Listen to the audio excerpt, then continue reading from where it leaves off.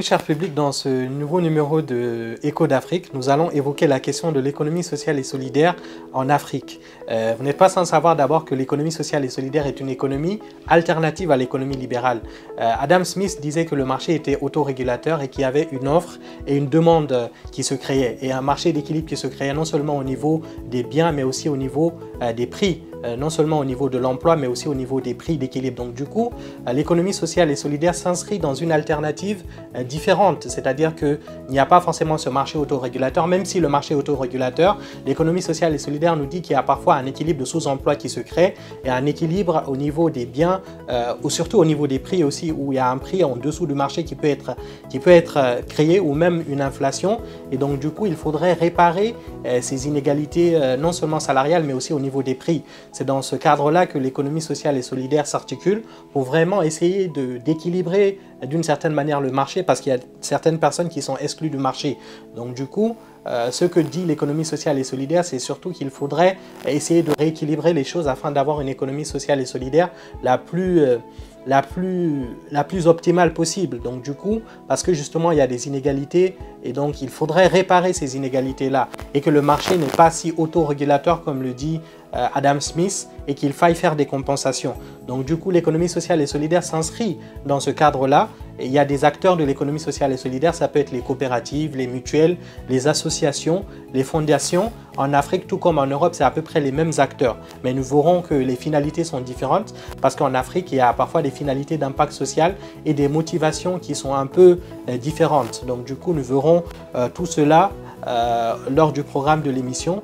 Nous analyserons aussi la résolution des Nations Unies. C'est vrai que les Nations Unies ont mis en place tout dernièrement une résolution qui permet justement de reconnaître l'économie sociale et solidaire comme étant une activité et surtout un régime de croissance qui peut être utile pour réduire la pauvreté, pour permettre de résolver des problèmes de développement dans les pays africains. Donc les Nations Unies ont mis en place cette résolution et justement pour reconnaître justement et légitimer cette économie sociale et solidaire en Afrique. Nous verrons aussi que l'économie sociale et solidaire est un modèle spécifique en Afrique parce qu'il y a des finalités, il y a aussi une vivacité du secteur. Et nous verrons aussi en quoi justement une meilleure législation de l'économie sociale et solidaire permettrait d'avoir une économie sociale et solidaire plus homogène et surtout avec des pratiques en commun qui puissent permettre justement de développer des pratiques d'économie sociale et solidaire en Afrique. Comme je vous l'ai dit, on a des acteurs spécifiques, notamment les coopératives agricoles. C'est vrai qu'il y a des coopératives aussi en Europe, comme par exemple en Italie à Trente, mais la particularité des coopératives en Afrique, c'est vraiment de partager un lien de sang. Souvent, par exemple, ce sont des dames, par exemple, d'une ville de Zéro Corée qui vont mettre en place une plantation de café et souvent, ils ont cet esprit de famille et ce lien de sang qui fait qu'ils vont créer une activité familiale. Contrairement à d'autres pays, par exemple, où là, c'est plutôt le lien économique qui va permettre justement de créer cette coopérative agricole. On a aussi des activités porteuses, notamment l'exemple du microcrédit. C'est vrai que le microcrédit devient de plus en plus important dans les pays, notamment africains, parce que justement, c'est intégré dans les valeurs africaines. Et le microcrédit, parfois même les proches, les cousins, qui octroient du crédit à des femmes, des hommes entrepreneurs pour réaliser leur activité. Aujourd'hui, Orange Money facilite ce processus-là d'accord de crédit, même s'il y a aussi des organismes officiels qui eux aussi accordent du crédit et donnent du microcrédit aux entrepreneurs ou africains notamment. Donc je pense que le microcrédit est particulier quand même en Afrique et c'est un régime différent du modèle européen, même si le microcrédit est très présent en Europe, mais je pense qu'en Afrique, ça a quand même pris une considération majeure. Plus globalement, on a aussi une économie qui est adaptée aux valeurs africaines parce que les valeurs africaines sont avant tout des valeurs de solidarité, de partage et d'entraide et de communion. Et ça, cette économie solidaire permet vraiment justement de partager ces valeurs-là et en tout cas sollicite ces valeurs-là pour développer une économie qui soit totalement alternative. On a aussi une vivacité du secteur de l'économie sociale et solidaire en Afrique. Par exemple, aujourd'hui, les États africains commencent à prendre le pouls et il y a des organisations institutionnelles qui se créent pour piloter un peu les politiques de croissance et les politiques de l'économie sociale et solidaire. C'est comme par exemple le Sénégal qui s'est doté d'un secrétariat d'État à l'économie sociale et solidaire. Le Burkina aussi s'en est doté d'un. La Guinée aussi a un secrétariat ou en tout cas un ministère qui essaye de lutter pour la lutte contre la pauvreté. Donc il y a un ministère de ce type-là. Mais en tout cas, des pays comme le Sénégal et le Burkina ont vraiment pris le pouls de ça et se sont dotés d'un secrétariat d'État à l'économie sociale et solidaire. Et pour montrer aussi cette vivacité, on a aussi l'éclosion de start-up, notamment des start-up de crowdfunding, des start-up dans les transports, dans d'autres secteurs, et qui montrent justement que l'économie sociale et solidaire a vraiment pris du poids et a un impact et a une finalité sociale, parce que justement ces entreprises-là ou ces micro-entreprises-là ont pour objectif non seulement de créer de la valeur ajoutée, mais au-delà, c'est de créer un impact sociétal pour leur communauté à la base.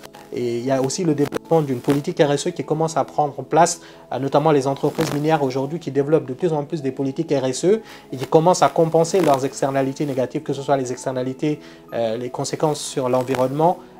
Les entreprises essayent vraiment d'intégrer ça afin vraiment de faire un projet RSE de plus en plus viable pour que les entreprises de l'économie sociale et solidaire soient au cœur des activités.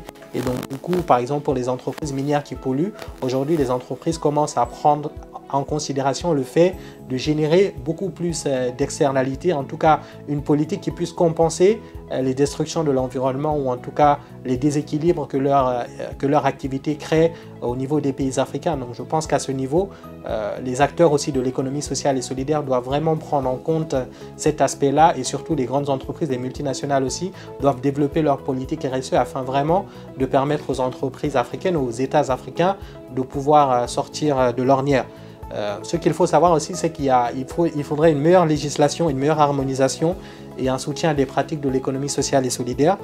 Je vous conseille une loi de l'ESS en Afrique. Ça peut être une résolution votée par exemple par l'Union africaine qui puisse vraiment harmoniser les choses afin d'avoir un ancrage local des entreprises de l'économie sociale et solidaire, mais surtout afin d'avoir une meilleure visibilité et une meilleure définition de l'économie sociale et solidaire. Donc du coup, il faudrait peut-être harmoniser non seulement les pratiques, parce que les pratiques sont un peu différentes d'un pays à un autre.